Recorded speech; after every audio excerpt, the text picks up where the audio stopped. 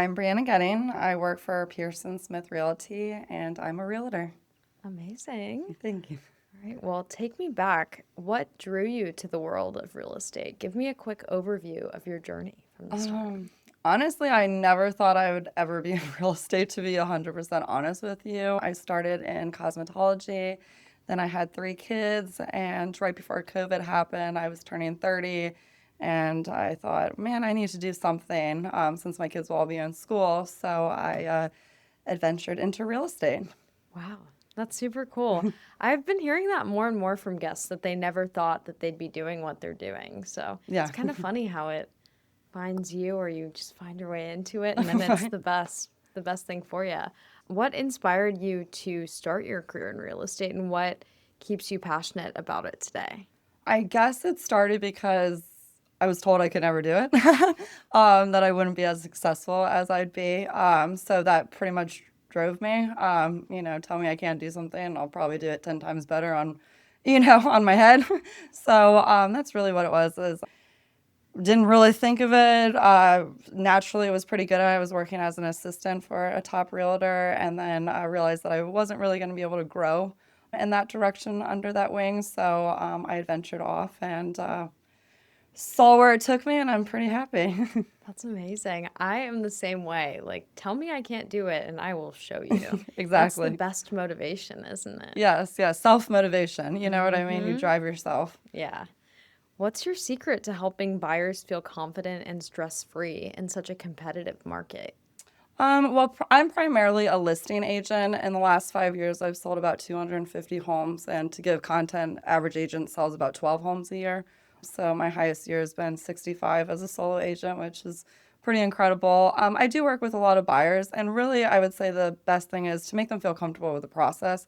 There's so much information out. Everybody's got a sister, cousin, brother, aunt, uncle that sold a house at some time or another and had an experience. So it's really just listening to their wants and needs, like pretty much everyone says that they need to do, but actually following through with it. Yeah, absolutely. How do you approach home staging to make it irresistible to potential buyers? Oh, home staging is my favorite. I that is what I do with all my listings. I actually bought another home about 3.5 years ago, remodeled it, and I call it my dollhouse. It is staged with furniture. And I have a 2-car garage, so all my listings get personally staged with me. It could be anywhere from a 7-bedroom mansion to a 2-bedroom condo. I own stock and air mattresses and fake plants and everything in between. I love that. That is so cool. I feel like that would be my favorite part too. It is. It's like, going into a different home and designing a different dollhouse, basically, looking at taking their flooring and their colors and their style and the vibe and then picturing who you could see living in there and then creating that emotion. It's so beautiful. I actually have a background in music and songwriting, and kind of that whole process really taps into like the creativity side of my brain, and it's Yes. it's almost like the pieces that go into like writing a song and getting that final product and envisioning the people that may listen to it. You're kind of Yeah. doing that with your dollhouses, Yes. and No. it's And it's funny. I so can literally beautiful. be somewhere and like it just irks me to want to move the chair or something like that. I've even been stayed over at Airbnbs and I have rearranged the furniture for the week that I've been staying there just because I felt it was more feng shui or functional that way. Yeah, and I mean, furniture has an energy to it, and you want to feel comfortable in your space. And some people, I'm sure you have this kind of this intuitive, like, sense of like what feels good Yeah. in a Yeah. home. So satisfying. I love it. What's one unique thing about working with clients in the Eastern Panhandle and Northern Virginia that people might not expect? What's really interesting is since we're so close to Virginia and Loudoun being, I primarily work in West Virginia, Jefferson, but I do service Loudoun County and Clark and surrounding areas. Just the differences, from anywhere from taxes to the regions and the space. I kind of joke, but I'm serious. In Ashburn, it could take you a half an hour to go from one end to the other because of the stoplights and the extra congestion.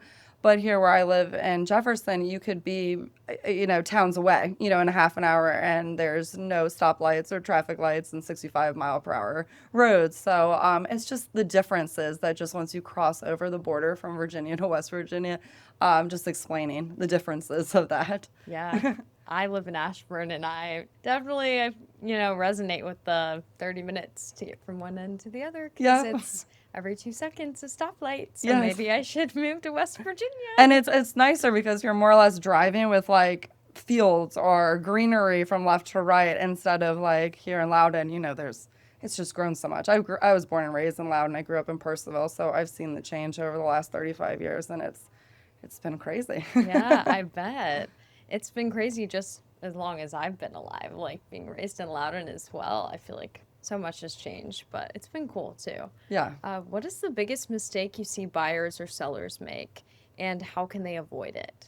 Waiting.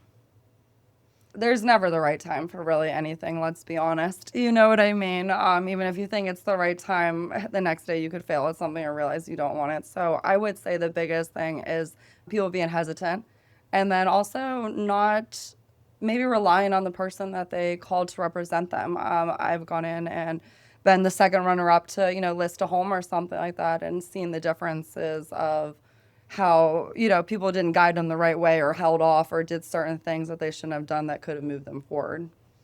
Yeah, absolutely. And that, like you said, it goes for everything in life. There's never really a right time to do anything. Yeah. Things are always changing. You kind of just have to go for it. Yeah. Like I said, I've had 3 kids, and yeah, there's tons of books from conception to birth, but, where's the manual when they're 13 and 12 and, everywhere in between? You just kind of figure it out. Yeah. What do you think makes working with your team or brokerage a different experience for clients? What I would say is working with Pearson is a completely different experience. I was with another brokerage before.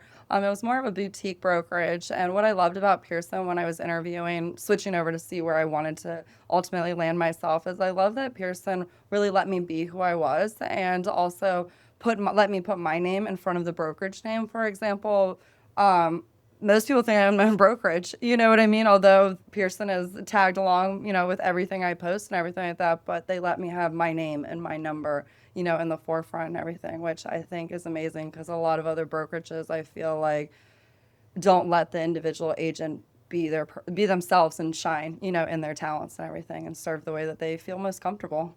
Yeah, I love that. And especially with you, you have such a vibrant, amazing personality and a great name. I know. Getting almost. I know. I got lucky marrying a good last name. So I love that you're able to really be the face of your brand and be your brand, and not be, you're attached to Pearson, but they let you have that. Yeah, my own identity. Yeah, that's really great. Yeah, especially in my area, where I live in Shenandoah, West Virginia. People are like, "You're a mini celebrity," because my face is everywhere and I sell, and I'm really involved in the community and stuff like that. So it's neat to. Everybody is somebody, but to really feel like you are somebody, and making a difference is pretty awesome. Awesome. Yeah. Can you share a story about a client experience that really reminded you why you love this career? Oh, goodness. There are so many. Gosh, I don't even know where I could go with one of like where I helped. I can think of very funny things that have happened or things that I can identify. Anything goes. Okay, so this one story. So where I live, there's a lot of well and septics, and a lot of people are not familiar or knowledgeable in them. So one time I was explaining to a first-time home buyer about the septic field and walking around, and a bird pooped right on me. So there's that one. I've had to climb into a window before because the owner let us, but the tenants locked it. I one time had a client that didn't understand radon. A lot of people don't. And radon is the second leading lung cancer, killing next to cigarettes. And I had one client, "I will not buy this house with radon." And I said, "For about $1,500, we can fix the radon." So just little funny things, just showing about how just education is really key and everything. It really is. Yeah. Wow. Thank you for sharing this. Yes. Everyone's going to get a kick. I was going to say, I'm sure you were not expecting that, but it's 2 stories that I honestly share because houses have radon and sometimes septic, a septic, so it's an easy tell story. Sometimes you just get pooped on. Yeah, and it lightens it lightens the day. Some say that's good luck. Oh, well, then I'll take it.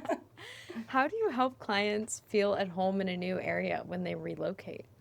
Really helping them get immersed in it. Let them know, hey, this is where, I guess really not everybody wants the same things. I guess I should take that back. Really seeing what kind of lifestyle that they have and what they're interested in, and then showing them where that they can do those things. Like if they're big hikers, I'll show them, oh, well, there's a hiking trail from, here, there, everywhere else. Oh, I like farmer markets. Great. This town is known for having farmers markets, certain schools, things like that.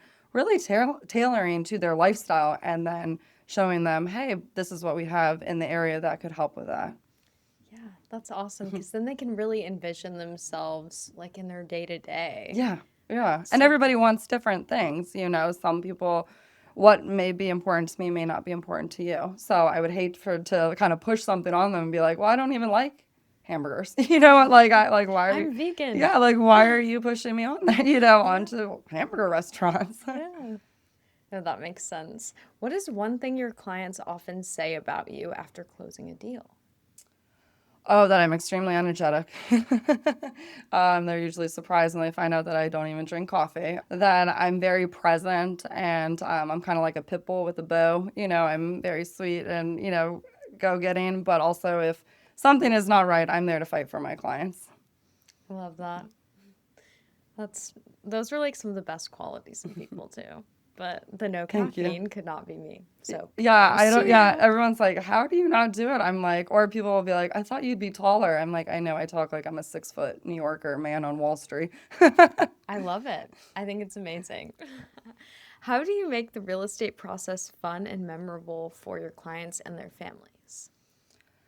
I would say just getting really involved. I like to meet with my clients. Since I'm primarily a listing agent, it's easy for me to be welcomed into a home because naturally I need to go through it to see, if any repairs need to be done, the condition, the value, and things like that. So I would say just being involved. Some people say that I become a member of the family just because I'm always checking in and I'm a good sound wall. I listen a lot and give advice and things like that. So I really feel that it's not just a home that, I find a family and when I'm selling their houses.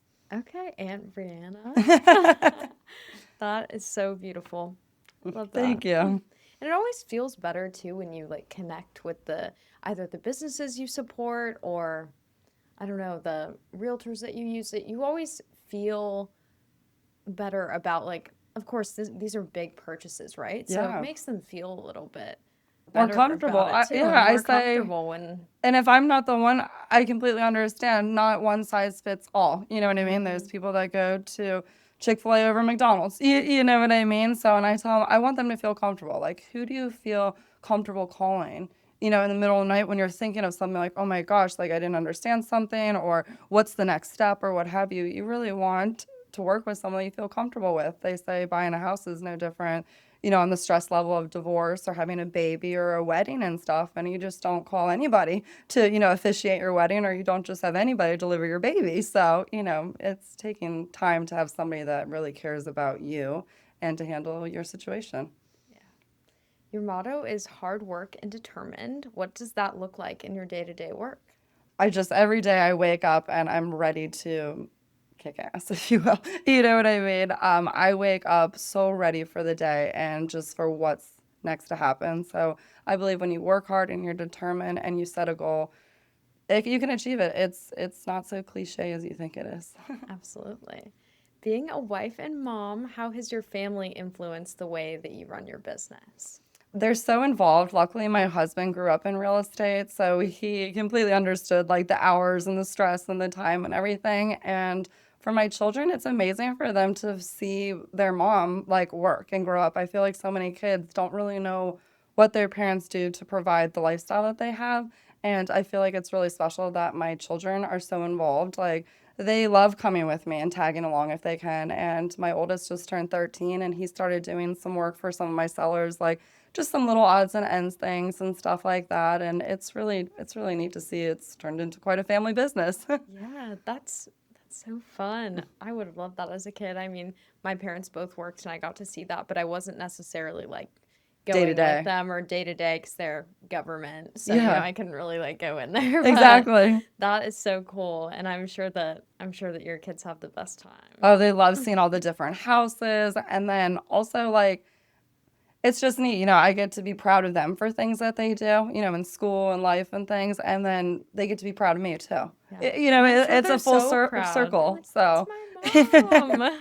yeah, and all their friends know when I go into school, they're like, "Your mom's the one on the sign." Oh my gosh. Your mom is getting So homes I'm like, sold. yes, hi. I'm like, I'm just a normal mom too. I love it.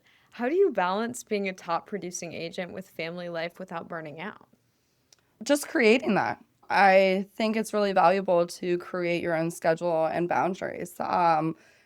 Hey, if I wanted to go to the DMV on a Sunday, I can't, right? So I pretty much just scheduled my own life and time and schedule that way too. Like, okay, well, what are time periods that are important to me? Are my mornings, so I'm there to see my kids go off to school. The afternoons are important to me. So I really block schedule so that way I can make the most of my time. Yeah, that's great. What advice would you give first time home buyers who are maybe nervous about starting the process besides just do it? Yeah. Honestly, your first home is not your forever home. And I think it's best to always not go for your full pre-approval, go a little bit below because it's very easy that 2 years can fly by and you could use your first home as an investment property to buy a second one. So I would say just really realize that your pre-approval is not your ultimate purchase price. Don't always go for the end goal home. Buy something that you need now and that's going to satisfy your needs. And that could also be a stepping stone to the next thing. It's a great reminder because I feel like most people do think, okay, first home, stay here forever. Yeah. And not Yeah. necessarily. No, I've So, I've moved in 10 years. I've had 3 homes. So first house, less than 2 years. Second house, 3 years, and then we're in the house that we're in now. We've been there for almost 5. So yeah. So even a realtor, so we change our houses too. So yeah. If you could leave clients with one lasting impression about who you are as the realtor, what would it be? that I'm here to roll up my sleeves and get it done. I usually have a backpack leaf blower or a hammer or some sort of tool that I can show I'm ready to rock and roll right away. Yeah, I saw on your Instagram the picture with the hammers. Yes. I love that. That is just the Oh, coolest. I've got it in my bag too. Don't worry. Ooh, take some more. So fun.